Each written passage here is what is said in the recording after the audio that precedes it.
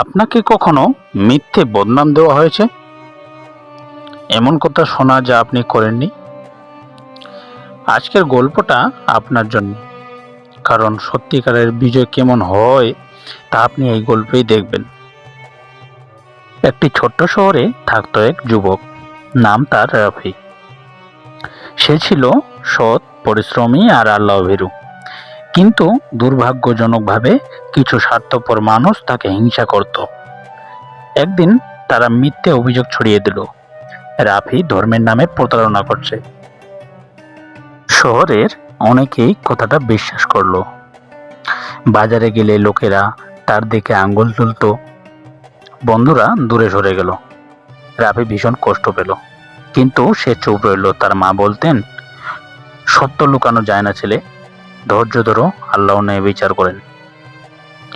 রাফি সিদ্ধান্ত নিল, মানুষ না বিশ্বাস করুক, কিন্তু আমি আমার আমল ও আচরণ দিয়ে সত্য প্রমাণ করব। সে দ্বিগুণ পরিশ্রম শুরু করলো, ব্যবসায় স্বচ্ছতা রাখলো, মসজিদে নিয়মিত ইবাদত করলো, গরিবদের সাহায্য করলো। ধীরে ধীরে মানুষ আবার লক্ষ্য করলো, এ মানুষটা তো সত্যি ভালো। কিছুদিন পর যাদের কারণে বদনাম হয়েছিল তারাই সমস্যায় পড়ল এবং সত্য প্রকাশ পেল। সবাই বুঝলো যে মানুষকে আমরা মিথ্যে বদনাম দিয়েছিলাম সেই আসল ন্যায়পরায়ণ। রাফি হাসলো না, প্রতিশোধও নিল না। সে বলল, মানুষ বদনাম দিতে পারে, কিন্তু আল্লাহর কাছে সৎ থাকা সবচেয়ে বড় বিজয়। বন্ধুরা, এই গল্প শুধু একজন মানুষের নয়, এটা আমাদের সবার জন্য শিক্ষা। পৃথিবীতে যতদিন সত্য থাকবে ততদিন মিথ্যা বদনামও থাকবে।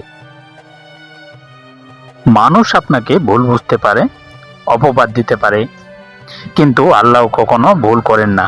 তাই জীবনে ধৈর্য ধরুন, ভালো থাকুন, সৎ পথে থাকুন। মনে রাখবেন, বদনাম সময়ের সাথে হারিয়ে যায়, কিন্তু ভালো চরিত্র চিরকাল বেঁচে থাকে।